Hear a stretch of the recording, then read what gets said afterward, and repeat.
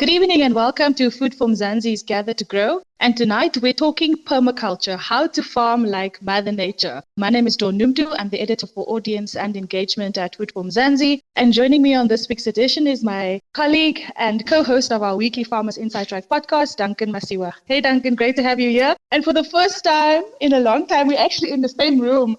Yes, definitely excited about that. Good evening, everyone, all to the speakers and all our listeners. My name is Duncan Masiwa, and I'm the head of news at Food from Mzansi. And what an honor to be here on tonight's episode with you. You know, what I love about permaculture is it has these main three principles, which is, caring for the earth, caring for the people, and sharing the surplus. And I absolutely love that whole concept. It really offers, a potential path towards what we call justice. And I'm super excited about tonight's conversation, Dawn. Yes, definitely. And we'll get straight into it. I'm going to ask our speakers just to introduce themselves, tell us a little bit about themselves, and then we'll get the show on the road from there. Maybe we can start with you, Ludwe, and then to Gerhard, and then to Stephanie from there. Good evening to everybody. My name is Ludwe Majiza from the Eastern Cape in a village called Burns Hill, Mkubiso. I'm a permaculture farmer and a permaculture teacher. I'm hoping we can share some valuable information and get everybody into permaculture. Thank you so much, Ludwe. It's great to have you with us. Over to Gerhard. Hello, my name is Gerhard Weaver. I own a company called Green Bio, where we raise animals without the use of antibiotics, and we concentrate heavily on healthy soil because that's where everything starts. If we get our soils healthier, we get our animals healthier, and we get our humans healthier. So it's just a bigger picture of how we actually try and help farmers reduce the input costs on their lands. Thank you so much, Jerry. It's great to have you with us. Over to you, Stephanie. Thank you very much. Good evening, everybody. So I'm Steph. I'm working at an NGO called SEED. We're based in Mitchells Plain, Rocklands, which is in the Cape Flats. We focus mostly on youth training. And then we also run a program with the school at Rocklands Primary where we integrate their curriculum with some permaculture practices as well. Wow, sounds like great work. And we featured you on Food from Mzansi already. I know that you really do a lot for the communities. So great to have you with us, Stephanie. Duncan, you can take it away. Awesome. Thank you so much. Again, thank you to our speakers that are joining us tonight. This is a topic that I'm quite fascinated with. But let's maybe start off, Gerhard. Jerry, I want to kick off with, let's start off with what is permaculture? For those of them that are tuned in with us, they might not know. Maybe break that down for us. I think you should actually ask Ludwe, seeing he's the teacher. But permaculture, as far as I've got it, is really is maximizing your water penetration and your water retention in your soil. And then having multi-crops from animals, integration, vegetables, trees, specifically production trees, fruit trees and stuff, all on the same contour line where your water actually goes in a zigzag down your farm so that you can actually maximize the water that you get on your farm. And that's really, in short, what it is. Ludwe, Jerry introduced you as a on this topic, as a teacher. Is there something that you want to add to what he said? Absolutely correct. Jerry is correct with what he's saying. Permaculture is also a design science, right? Where you just use nature, work with nature, using natural elements as much as possible. You mentioned the three ethics, which are earth care, people care, and fair share. But on top of that, we've got design principles, 12 design principles, and you can actually follow those, especially for people that are starting and getting into permaculture. I'd advise you start right there, understanding the ethics and the 12 design principles, because these are things you can apply in your daily life as well. Because permaculture is a movement as well, which you can apply in communities. It's a way of living, hence the culture. It used to be permanent agriculture before, so it's been modified to permaculture because it's actually a culture. And maybe Steph can add some more to that for us. So I agree with both outlooks on what permaculture is, and I think it's such a wonderful tool that it could be used in an agricultural sense and in a cultural sense as well. So at SEED, we teach it in a more personal way. So we look at the principles and the ethics, and we look how we can incorporate that into our daily lives, into our households. And the 12 principles really speak to various things you can be doing to live sustainably, so to say. One of my favorite ones would be catch and store energy. So how do we catch as much as energy as we can? Water, sun, including human energy as well. So permaculture is definitely a movement. It's definitely a way of farming with agriculture, and it's also a way of working with the inner self as well. So the topic is broad and be applied to so many things. So to have one sentence on permaculture, I don't think it's possible. But that's my personal view on permaculture. Thanks so much, Stephanie, and I'm sure it helps a lot with the work that you're doing with the young people in your organization. You mentioned catch and store energy as one of the principles. Maybe we can run through them if that's possible. As I understand it, the first one is to observe and interact. So you must observe the land. What does that mean exactly, Ludwe or Jerry? I'll come in there because this is one of my favorites. Observe and interact. When you are on your piece of land, when you are amongst people, it's important to take note and interact with nature and be one with nature. So I'll give you a practical example. When we say in permaculture design, before you can work on your property, you can do small things, but you actually need 12 months to understand fully the cycle of nature, because there are 4 different seasons. You'd understand where your wet spots are, your dry spots, and then you go out and you document all these things. And after the 12 months, you'd be able to work your land very well. It doesn't mean you shouldn't work your land immediately, but the first 12 months are very important to observe and interact with nature. Just to add on that, Ludwe, you talk about it being one of your favorites in terms of principles. I'd like to understand, when starting a permaculture farm, how important is it actually for new farmers to understand their local climate and their environment? Is that quite important? Absolutely, Duncan. So we say, you need to work with nature and not against nature. It's very critical to document, but also to interact with humans as well. Interact with your neighbors. Take note of what crops are thriving, what species are around. You don't want to get to a place and ultimately make new changes and plant invasive species. It's always good to interact with others, interact with nature, and understand the different seasons, the climate, what works well in that space, what has worked well in that space. The nice about permaculture, we say we mimic nature. So you can actually create a certain climate within your environment by adopting that principle. So the first one would then be to observe and interact. Steph mentioned catch and store energy. And then to obtain your yield, what does that mean exactly? That's the third principle. I hope it works that we're kind of going through it so that we can all understand it. Jerry, would you like to take this one? It's all very well, and it's one of the biggest challenges I think the farmers have, is changing over to a permaculture system and actually obtain a yield to actually make money. It doesn't help you have the nicest soil, but you have to sell your farm to your neighbor because you don't make money, because all your principles that you're doing is going into the restoration of your soil and that.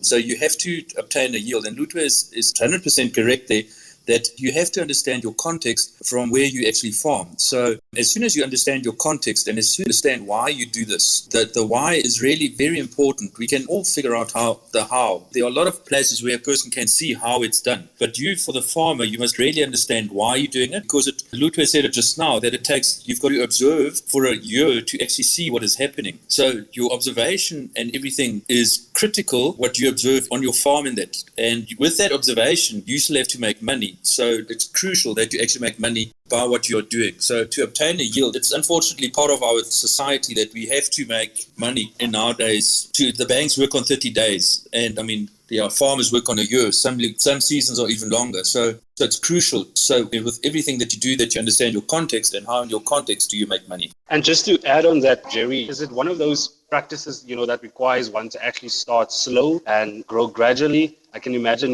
that starting small is quite important. I've had farmers that have really tried to do it with a big bang, and they nearly went out with a big bang as well. So this is a steep learning curve, and science and the universities don't necessarily teach us. What gets taught is conventional agriculture, and this is working with nature. Where conventional agriculture, we work against nature. We put inorganic fertilizers down, we rip, we till, we spray pesticides and herbicides. Whereas here, you're really trying to reduce your input costs. And if you do that too quickly, we must realize that we're working with degraded land. So our veld is in a poor condition. Our soils are in a poor condition. We must first build our soils, and that is a gradual process. And you must really do it within your budget. So if you can afford to, say, spare 10% of your land, and restore that into a permaculture system, you're on a much better footing than if you try and do 100% in 1 year and you don't get a yield. Thank you so much for that context, Jerry. And I think it helps, especially with people who would like to start out and change over to permaculture and permaculture practice and sort of making that a way they produce their food.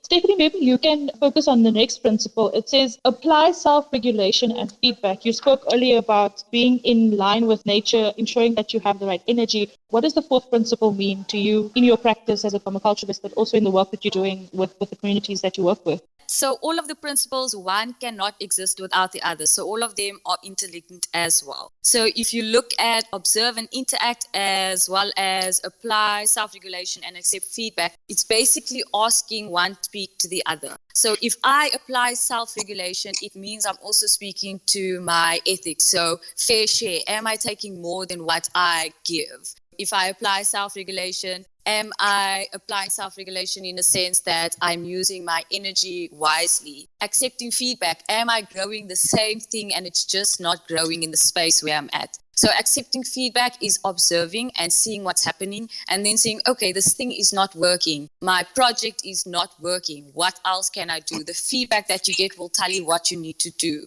So apply self-regulation and accept feedback is really a broad topic, and you can kind of explore it in the cultural sense and the agricultural sense as well. Can I just add on to that? I like how Steph went into the accepting feedback, because we need to understand also negative feedback. So it's not just the positive. We also need to understand the negative feedback, and we can design systems that are more self-regulating, and this will reduce the work that's involved. So that's specific to now the farming side of things. But also the social that she's mentioning is just as important. Thanks so much for that as well, Ludwe. And then the next one that's listed here is use and value renewable resources and services. Maybe you can give some context to that as well. Renewable services from elements, plants, animals, and soil. So renewable and sustainable resources that we use and the value. And we need to value everybody's contribution to the community and in life in general. I'd just like to add to that as well, because the energy that we get is from the sun. And it is one of the principles that really for soil rehabilitation and soil health is really a living root. And photosynthesis, where that pumps in sugars to the bacteria in the soil. And that is really one source of energy that we miss, where often our fields are fallow. We don't have living roots. And we think we're okay with that, but we starve in our soil biology with it. And the soil biology is the largest biological system, living organism in the world. And it is really where everything starts. So having one of the renewables as well is really having a living plant that can be grazed. It can be a living tree. It doesn't matter, but it has to pump it has to take carbon dioxide and water off the atmosphere in photosynthesis and actually pump in sugar into the soil and release oxygen. So it is crucial, this point of not wasting energy, because a lot of our fields in that, we waste energy by leaving our fields fallow. Ludwe was saying about the sun being one of our main sources of energy. Another way we can think about it is perhaps cooking with the sun. So how do I use the sun to prepare meals? How do I use the sun when planning, building my house? How do I use the wind, the rain, and other elements for designing my space or a community project? So using renewable resources could also refer to the human energy or the human renewable resource. How do I manage and use human elements within my design as well? I love that. And you know what? I love what you said earlier on, Stephanie, that it's all sort of, that all of these principles interlinked with one another, and the one cannot exist without the other. As we go on to the second one, which is, I believe, is produce no waste. Break that down for us. I know a lot of farmers are starting to look into farming sustainability, and this is one of the things that are quite important for a lot of farmers. Maybe, Ludwe, you can dissect this for us. I'll tell you a quick story. We had a workshop last week, and we did a bit of an exercise, and we asked the participants to walk around the premises and collect any items they saw as waste. So the participants picked up various items and were asked to present on the items. And what we did was take each item and find ways that we can reuse the item or dispose of the item. So it was one of the recycling modules that we did. So what we use, the amount of things we use, we want to throw away. We're always buying things and we're throwing things away. So it's always important to find ways to reuse what you have. We always see things as waste, but once you actually understand that there are many ways to reuse something, then you can live that whole concept of produce no waste. You will actually notice how much your dustbin will become half empty. You throw out the trash half as much times once you understand each item that you throw away. What can I do with this item? How can I reuse it? It will also stop you from buying items you know that can't be reused. Other colleagues can add on to that. Thanks so much for sharing that context. I think Steph wanted to add something, and we have one request from a speaker. I have something very small to add. So produce no can also speak to the principle of obtaining a yield. If you think about your garden, you think about the weeds, you're plucking the weeds, what do you do with them? You put them in your compost, you make a weed tea for liquid fertilizer. So producing no waste doesn't just extend to the plastic that you need to wash and now recycle. It also relates to the living things that you produce as well. Thank you so much, Steph. I don't think we'll have time to go through all of the principles tonight, so maybe we can highlight some of the other aspects. We have a request from Prof who's wanting to also say something. Prof, do you have a comment or a question for our speakers on tonight's session? Thank you very much. I'm working with livestock, the ideas with livestock. I think one of the best use of the weeds and the other crop residue is grazing with the livestock. So slowly we are removing livestock from the system in agriculture. Intensive farming is coming in farm, and there are many issues with intensive farming, especially the animal welfare and the hidden costs on the environment shoulders. So we should not forget the role of livestock grazing to convert the weeds, the crop residues, to control the weeds and to convert them into compost, because the nature has given very good solution to recycle the natural things. Like the livestock is the best recycle machine to convert the bushes, the shrubs, the trees, the crop residues into compost. And that compost is ultimately the food for the microorganism that retivores in the soil, which in return increase the soil fertility. So this is very delicate cycle. But unfortunately, the people, the policymakers, they forget the role of the livestock, and they just think the livestock to keep in small farm, intensive or factory farming, and neglect their ecosystem role, because livestock is not for food. Before 8,000 years, there were animals, though they were not livestock, but domesticated. But the nature produced them or give them the chance to recycle the nature, because there are many weeds. I work with the camels. I am an ecologist in the desert. So there are many weeds, many plants which are otherwise waste, which are otherwise have no role if camel will not eat and will not convert it into compost and provide food for the detritivores or other small teeny things like termites. The termites play very crucial role in the desert. They decompose the woody vegetation into the fertile compost, which ultimately food for other things. So we should, in short, we should not forget the role of livestock. In the areas, in the region where livestock is restricted from grazing, there are many hazards like fire hazards. So because livestock minimize the risk of fire also. So we should raise this issue at each forum, that livestock is one of the best solutions to the nature hazards. Thank you so much, Professor Abdul, and I thank you for joining us. And I think it's a very important point that Professor Abdul highlighted there, especially with the role that decision makers have to play. And I'm just wondering, are there policies that support the practice of permaculture? Where are we with that? Maybe Jerry, I see you unmuted your mic. Do you want to add on to that? Yeah, I just want to add on the waste side of it as well. What is very important as well is what we as humans excrete as well. With our convenient lifestyle, and everything goes about convenience, and also about antibiotics and that. And it's what the Prof said just now with the animal integration. We often try and kill the pests, and we do it with either pesticides, herbicides, whatever. But what we always do is we kill the predator as well. Nature always has a balance. And if we always kill the prey, the predator cannot survive. And that is when our input costs actually start rising. Duncan, on your topic, I know now in the food forum in Rome, it was on the 27th of July this year, they actually wanted to tax grass-fed beef. And that has been withdrawn because of certain papers that have come out. There are quite a few studies that are coming out with animal integration on grasslands, especially savannas and that, where they see the role and the carbon sequestration that ruminants are doing on grasslands. And so that is definitely coming to the fore, the animal integration into agriculture and also into our grasslands. Thank you so much, Jerry, for that. And I know that in all of our conversations that we've had on Gather to Grow, we always focus on marketing and also production costs. Maybe we can start with cost of production. I know that you need to be aware of your resources, making use of what you have, what's available to you. But is there any hard production cost that you need to consider? And how does that compare to other farming practices or methods? I think the most critical part that we're trying to do here is actually work with nature. Nature has got systems, and from the soil biology through to all the insects, worms, birds, the whole life cycle or food pyramid is crucial for the survival of both the pests and the predator. We always have a pest. I've mentioned it just now. As soon as we farm against nature, our input costs rise. And just to give that into context, the Prof spoke about factory farming just now and that. If you take our monocropping, maize, soya and that, our input costs have doubled over the last 20 years and our profit margins have halved. So they are really on a hiding to nowhere. They cannot. The fertilizer costs this year have increased so dramatically, they won't get it off with the yield. And that's also one thing that they always calculate. They always calculate the production in yield and never in profit per hectare. You've got a robust system. Let's take animals again, and you've got dung beetles. Dung beetles bury 75% of all internal parasites. Now, if you constantly kill all your internal parasites, that dung beetles also disappear. So you're losing a huge part of the natural system that can actually reduce your input costs. And that is really, I think Ludwe said it right at the beginning. What is your context? Where do you farm? So farm with what you've got. And that is where the observation becomes so crucial, is can I really do something to maximize my biological natural systems, or must I use a chemical that will have unforeseen consequences in my biological systems? And I think that is crucial, where the context and the why become so important.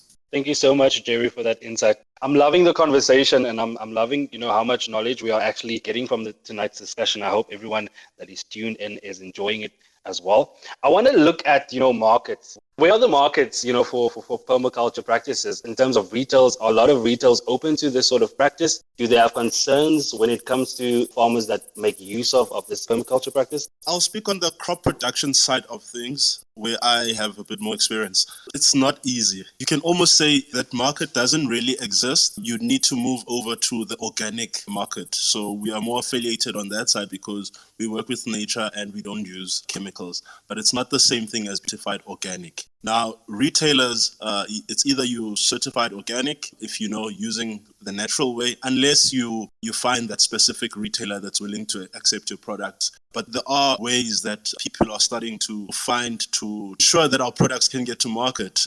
With the conventional way of farming, you have the gap, which is one of the minimum requirements to get your product to market, which is good agricultural practice, but that's using chemicals, etc. So I would say if you want to get into the space, focus on the organic production. That's the closest you'll get, and that's how maybe being certified organic is the best way to get into retailers, your popular retailers. But there are various other ways to do it. There's something called the PSG that you can look at. And these are, communities and peer-to-peer sort of review systems where people form these communities and they farm together and they can actually view one another's work and share all this knowledge. Together, they can actually supply that produce to retailers. So our ways to do it. It's not popular now, but it's really gaining a lot of traction. There are quite a few systems as well already where you've got food clubs in that as well, where people organize, where they actually join together, friends and that, and actually look for these products. There are quite a few people on Instagram that market their products via Instagram. So I really think you must just actually find the right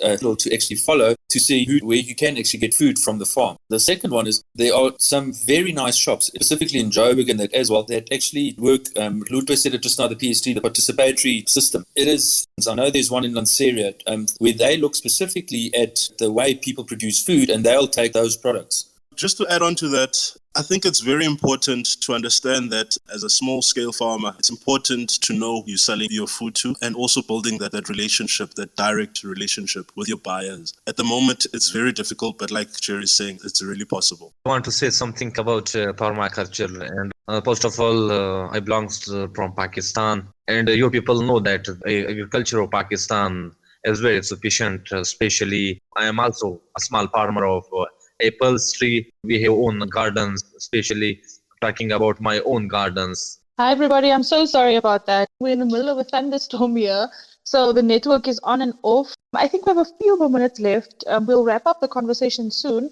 The last thing we spoke about was around marketing crops and if there's a market for people who practice, but I actually wanted to focus on training. Where does one train to become a permaculturalist? Is it something that you can do in a few weeks' time? Is it something that needs to happen over time? What are the timelines if you want to get started? Steph, do you maybe have some insight on that? There are various routes into going into learning about permaculture and becoming permacologists or culturists. Some of them do cost a lot of money. So courses, accredited courses go anything starting from 10,000 up to 20, depending where you're doing it and the spaces and the things that will be covered. In terms of learning, online is a great way of learning. You can learn anything online, and the time it takes you to become a professional is a lifetime. So you're always learning from your experiences, and you're always going back and learning different things because different things are applied differently in different spaces. So there are a couple of places that do offer training. For example, at SEED, we offer free training to youth, which is at the moment, it's a 4-week course that we offer. And then we also offer an 11-week course as well. So training varies. We have different partners as well and similar sister companies as well that do offer different elements of permaculture. So you don't have to go into the whole sphere of permaculture. You can choose kind of the area of expertise you want to go in. For example, there's an NGO that Soil for Life speaks mostly the soil and farming. Then you can also go to your community gardens, and more often than not, they are practicing permaculture practices as well. So training does vary. It does go heavy on the pocket if you want to be accredited, but it is a lifetime learning as well. Definitely a lifetime learning there, Stephanie. And I know with any agricultural practice, building knowledge and networks is quite important. Ludwe, maybe you can add on to that. I know that you provide training as well. Maybe you can zoom into that. But also I'd like to know, are there any group people can join on social media that zoom into permaculture, the practice specifically? I'll start with the Facebook part or the social media part. Yes, definitely. Just type in permaculture onto your search tab and get a plethora of permaculture groups on social media, whether it's Twitter, Instagram, Facebook. Permaculture is really about communities and building communities and learning from people. Like Steph said, it is a lifelong journey. So you can start out there. But furthermore, I want to add, it's also important to know that permaculture on this side of the world where I am in the Eastern Cape, it's not really as popular as it is in your bigger cities. So what we've started doing is teaching it in isiXhosa. So it's also very important to be able to translate that information into isiXhosa, Afrikaans, and all the other languages. So people that are interested in working on such things, please let me know. You can get me at Vunikaya Permaculture. Just search Vunikaya Permaculture and you can contact me through there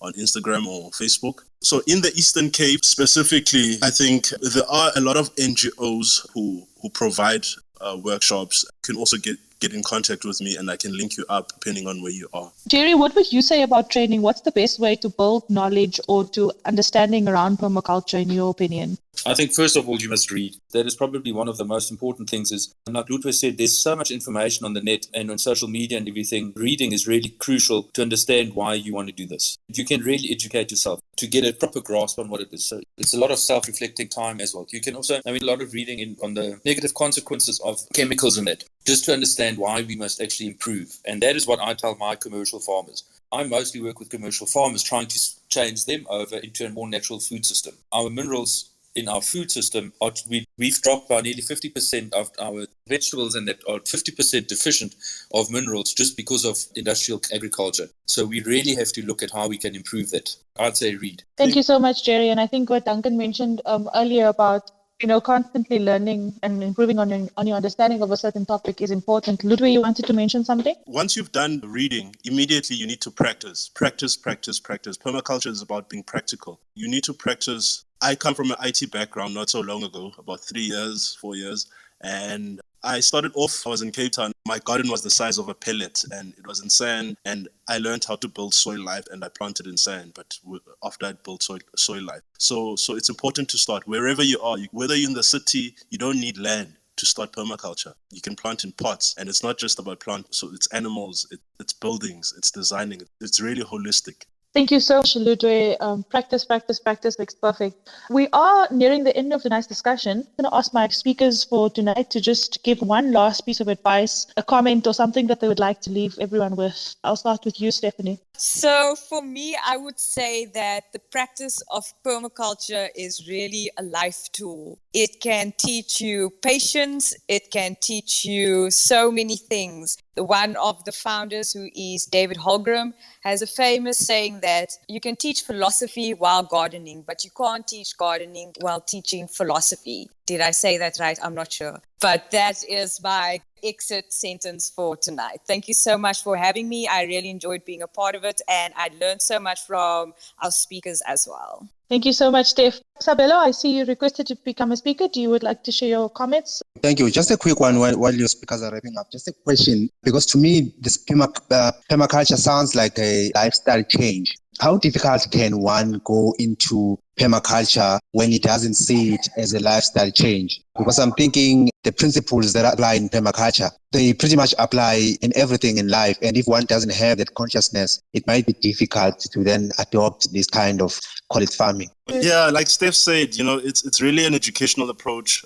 It's a lifestyle change, as you are also saying. So one of the principles that really works into applying anything in life is start small, start somewhere. That applies with a lot of things in life generally. Permaculture might feel like it's a lot. It might be overwhelming to some people because it touches on a whole lot of things. Just start with one of them. Thank you, Ludwe. Gugu, you joined. Is there anything that you want to add, or you have a question? And then after that, we'll go to Jerry and then wrap up the Tonight Show. Hi, thank you so much, Duncan and Food from Zanzi. This was such a beautiful, important topic. I came in, I think it was Gerhard who was speaking about, plants and the soil needing a living root. If you could just please elaborate on what that means, Gerhard, if it's possible, Duncan. I just really would like him to explain what that means when we hear, organic farmers, permaculture farmers saying living roots all the time.